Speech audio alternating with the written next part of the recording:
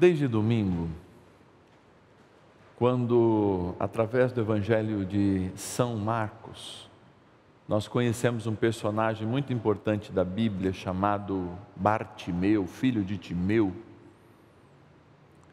que fez uma experiência de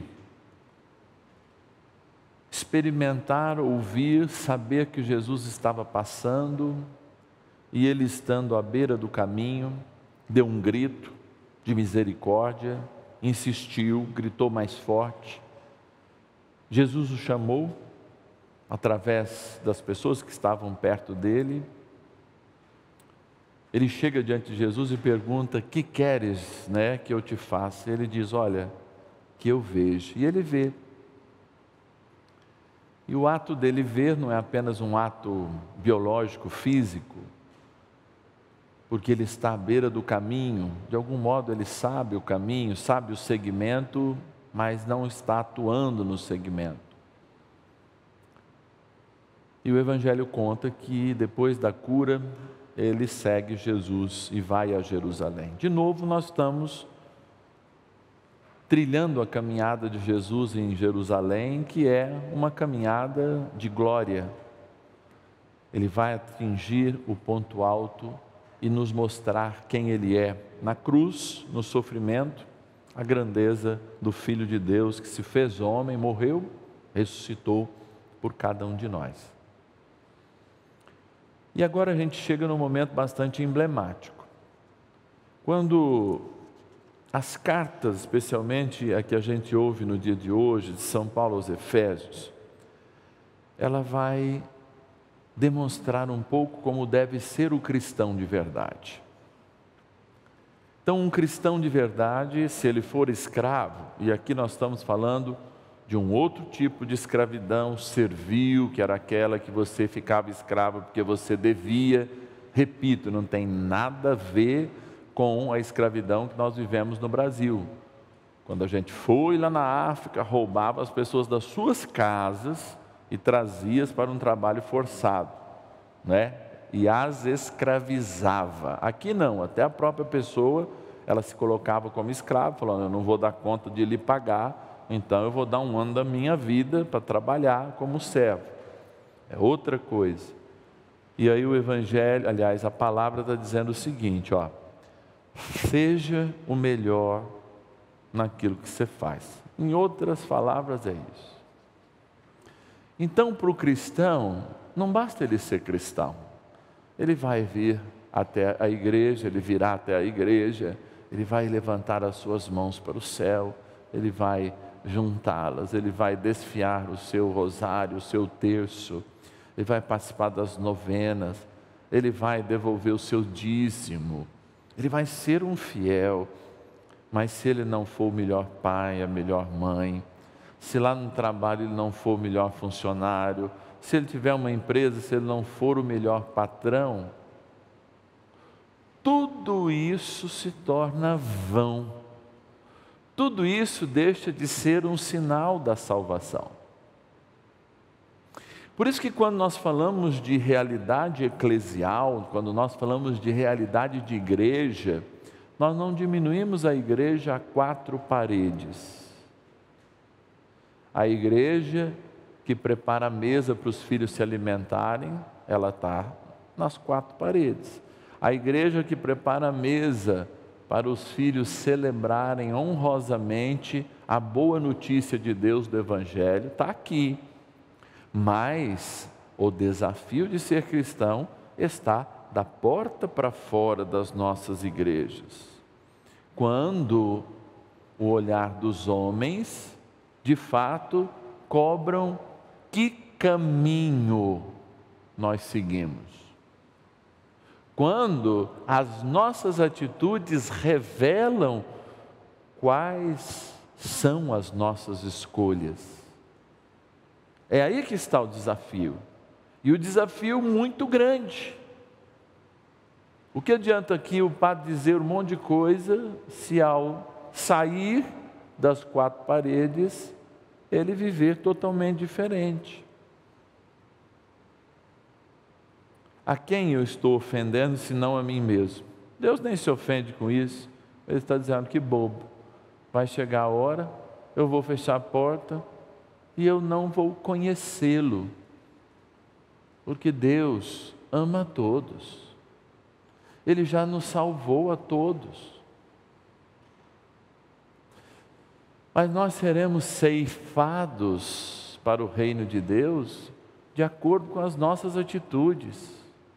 Você pode dizer: olha, eu sou judeu, eu sou da tribo de José, eu nasci em Nazaré da Galileia, ou eu nasci em Belém, do lado de onde Jesus nasceu, eu sou parente de Jesus, que ele vai dizer: eu não conheço. Você vai dizer: ó, eu sou padre, eu preguei segundas e quartas na televisão, eu preguei, né? Hoje já é a terceira pregação que eu faço, fiz de manhã às 10h30, estou fazendo às 5 da tarde, essa é a terceira pregação. Preguei, tem dia que 3, 4 vezes, ao vivo, ou para uma multidão de pessoas. Ele vai dizer: eu não te conheço, Márcio, porque você não agiu como quem é filho de Deus, você não agiu como quem segue o Evangelho, você não agiu como quem ama a Deus com profundidade. E repito, aí é que está o desafio. A gente fica nessa vida plástica.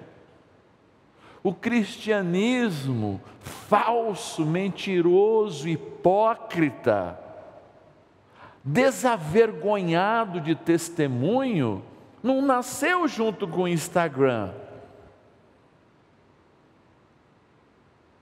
Ele nasceu lá atrás, quando Jesus na terra já encontrou entre os seus aqueles que gostavam das promessas, mas odiavam os compromissos. Aqueles que amavam, iam atrás das promessas, mas a hora que falava da mudança de vida, eles fingiram que não eram com eles.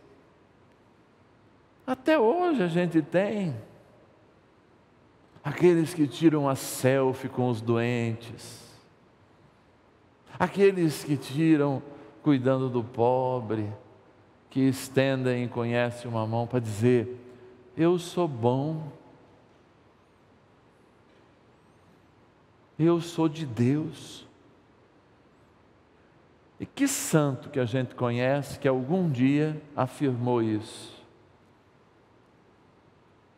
O único santo que eu conheço foi Nossa Senhora, que ao cantar as maravilhas de Deus, sendo quem ela é, com todo o merecimento, disse: a minha alma engrandece o Senhor, eu sou grata, porque o Senhor fez em minha vida maravilhas.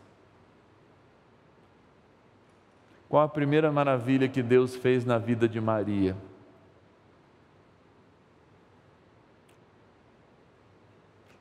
Ela ser caluniada, porque estava grávida fora do casamento. Qual a segunda maravilha que Deus fez na vida de Maria? Ter que ser levada para um recenseamento na cidade do seu amado marido e não ser recebida em nenhuma casa. A terceira maravilha que Deus fez com Maria: não fez um hospital maravilhoso, uma maternidade linda, fê-la ter o seu filho num lugar dedicado aos animais. Qual a quarta maravilha que Deus fez com Maria? Quando ela foi apresentar o seu filho, Simeão disse: olha, o seu filho vai dar um trabalho, vai derrubar e vai levantar um monte de gente. E sabe o que vai acontecer? O teu coração vai passar uma espada. Quer que eu conte mais maravilhas que Deus fez na vida de Maria? Mas Maria testemunhou, amou. Maria nem perdeu aquilo que lhe era mais precioso, a sua Imaculada Conceição. porque ela é modelo de alguém que já sabe das promessas, mas sabe que essas promessas são difíceis e que o mundo não trata bem quem vive com o coração em Deus. Quem é fiel a Deus é contra o mundo. Quem é fiel a Deus não é apoiado pelo mundo, não é amado pelo mundo, porque ele sempre vai estar dizendo: jovens, sexo só depois do casamento. Jovens, tal coisa. Pais, eduquem seus filhos sem telas. Não é para você não ter tela, não é para o seu filho não ter tela, mas acompanhe ele, não seja preguiçoso. A tela não pode ser a desculpa para o pai não educar, a tela tem que ser mais um momento como nós fomos criados. Eu fui criado na década de 80 e 90,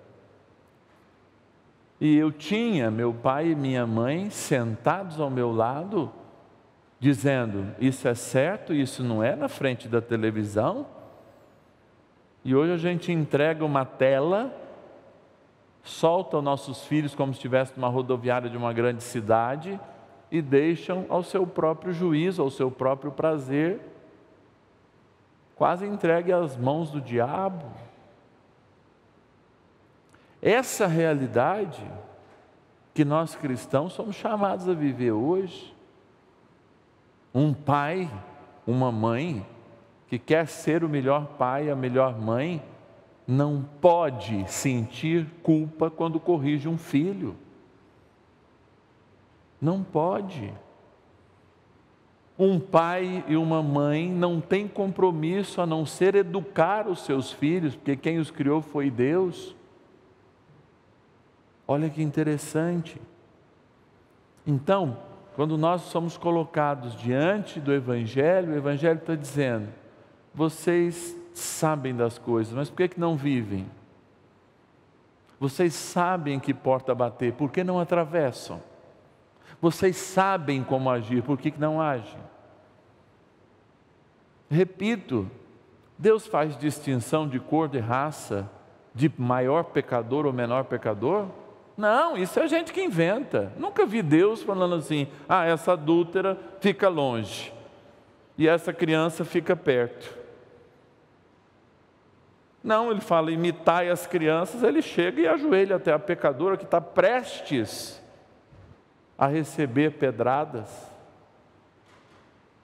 Jesus trata o pecador e o santo do mesmo jeito. Agora, o pecador tem o destino que ele constrói: não ser reconhecido pelas suas atitudes. E o santo tem também o destino que ele lhe constrói, mas tudo é graça, que é ser reconhecido como aquele que vive o Evangelho em plenitude, nas suas virtudes heróicas.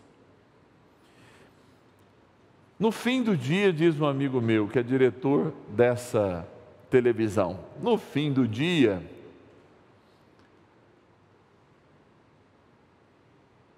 quem será salvo?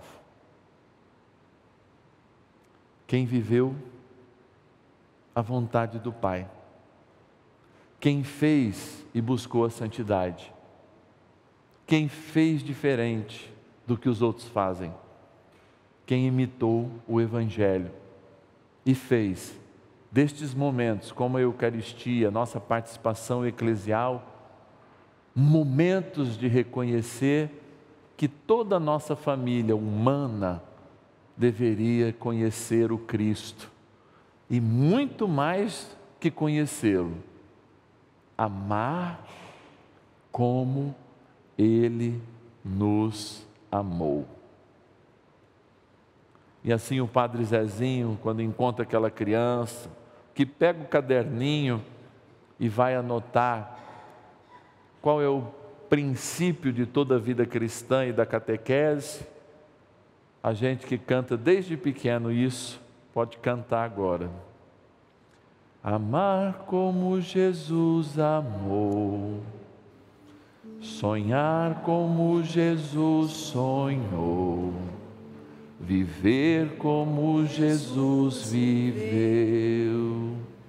Sentir o que Jesus sentia e dormir como Jesus sorria. E lá no fim do dia, e ao chegar ao fim do dia, eu sei que eu dormiria muito mais feliz. E assim vai.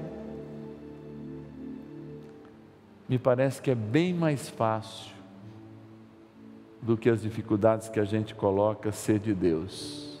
Mas comece com um pouco. Pergunte-se a si mesmo: será que eu pareço com aqueles que já estarão dentro da casa antes da porta se fechar?